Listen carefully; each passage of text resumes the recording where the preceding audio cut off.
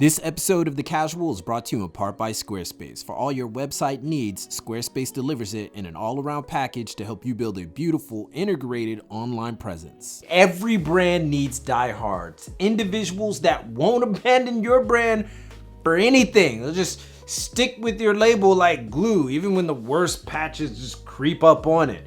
But how do you create that base? I'm gonna unveil the secrets, those secrets of how to create diehards of your brand in this episode of Unscripted. I'm your boy Reggie Casual.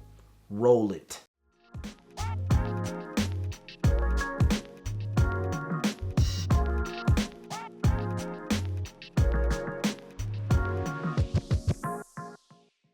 All right, so first we have to establish what the hell is a diehard. I know most of you out there know what that is, but these are individuals that are all about your product and are so excited about your product that they are willing to tell others about it that are in their own group. That's an important distinction. They tell other people that might like it, thus beginning a cascade effect that your brand will get noticed by even more people. This is the essence of organic growth. And the first thing to understand when you're doing this is to understand who you're selling to. Understand your ideal customer, not your demographic. I know a lot of people know that word, but this is not that. And once you identify that person during the design process, make something specifically for them.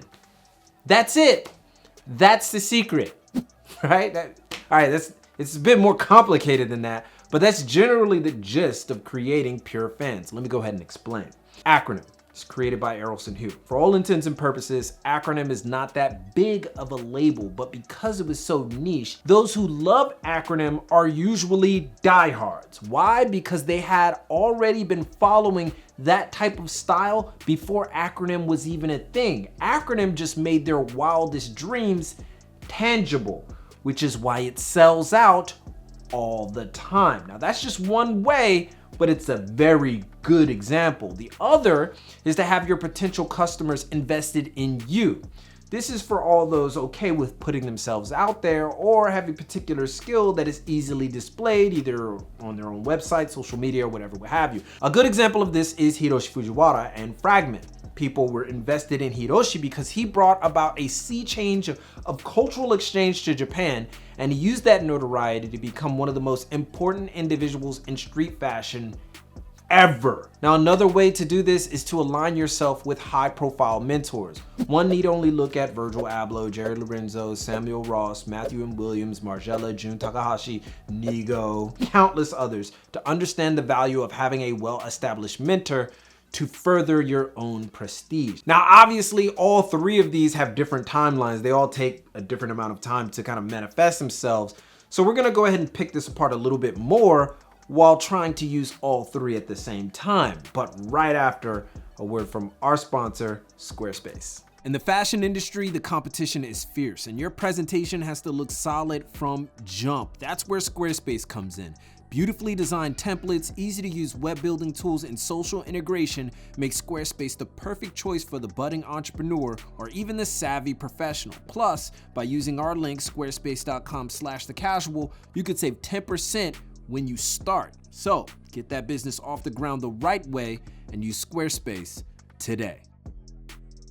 All right, so the reason you want to make something specifically targeting a certain individual, a customer profile, whether at the street or designer level, most designers at the designer level understand this, is that it gives you a sense of inspiration and a focus that allows you to confidently approach the person when the garment is made. It means your potential customer should immediately recognize that your garment is something they would purchase, but also something that is different from what they already have. There's a reason the crossover from Undercover to Margiela exists, because they tell a similar story to most of the same people. How about Off-White to Heron Preston? Again, similar story, different perspective. It's the reason you should take inspiration from other designers and brands to create something familiar but different. Now, the reason this is important is because you are drawing from an already established following, and that's the real secret. If you find a way to tell a familiar or similar story to individuals that are already invested into something that is already big, What you're doing is just taking from that already established cult following. That's how you find your diehards. Now, some will understand this as obvious, but quite often when they start their brands, they paint with broad brushstrokes. And they're not necessarily bringing anything new to the table, they're just copying. Now, the way to achieve this balance is to study other designer brands and collections in your category and figure out what the hell they missed in the design process. Think about every time you looked at a piece and thought, man, I wish they would have done this, or I would have done this on this piece. That is an opportunity to do just that with your potential design, because it's almost guaranteed that somebody else is thinking the same way as you, but maybe they're not inclined to design it. As a designer, you have to remember this one rule. Nothing is necessarily unique. It's just a different perspective of what is already there.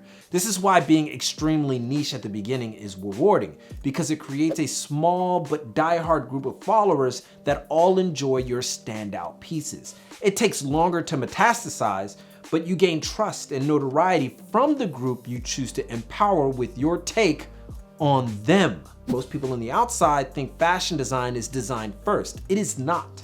It is people first. So the people who you target must know you are speaking to them even before you speak to them. At the point you start showing your work is the exact point where people start putting more trust in you and your work, where a vested interest in you becomes more evident. They want you to succeed because it benefits them.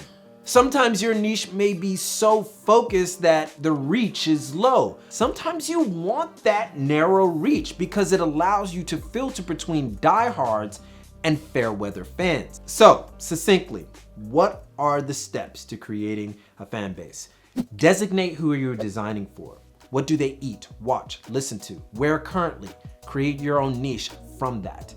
Then, make sure your design process includes something that individual will be familiar with while at the same time providing a different perspective. This is the hard part because it requires you to design hard. I think that's a great term. Number 3, show it to them. This is the most important part. Allow them to critique it, follow, and be a part of the process. Of course, this can be accelerated by a high-profile mentor. Now, most people know that a high-profile mentor can propel you to even greater heights at a much faster pace. But make sure that mentor is in line with your design process. Don't just pick anyone. Pick someone who can teach you what you need to know about that path. And if you can't find one, don't worry about it. Just continue to make whatever it is that you need to make. The best way to garner attention is to seek it. Always remember, success is a humble experience, but business is not a humble process. The only thing that pushes people toward it without effort is gravity. You need a little bit extra. And that's how you build a fan base for whatever it is that you do. And when you find that base, you're free to broaden the scope of what you do, of your designs, but be careful not to alienate who got you there. And the best example of this is sitting here talking to you right now. That's how THECASUAL built its coalition, by starting with something that was pretty niche and broadening the scope, but not alienating those that made it what it is today. But I'm sure some of you also have some other tips, those of you who work in the industry or have found success in different ways. Let those be known in the comments. This is a community.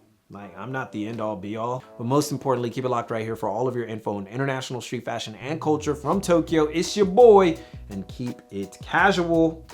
Yoroshiku onegaishimasu. And I will see you guys in a minute. Thank you guys so much for watching. Give a thumbs up if you liked the video. Follow on Instagram for the latest out of Japan and beyond. And if you want even more content and business tips, all you gotta do is become a member right here on YouTube or on Patreon at patreon.com/THECASUAL. But most importantly, keep it locked right here for all of your info on international street fashion and culture from Tokyo. It's your boy, and keep it casual. Yoroshiku onegaishimasu.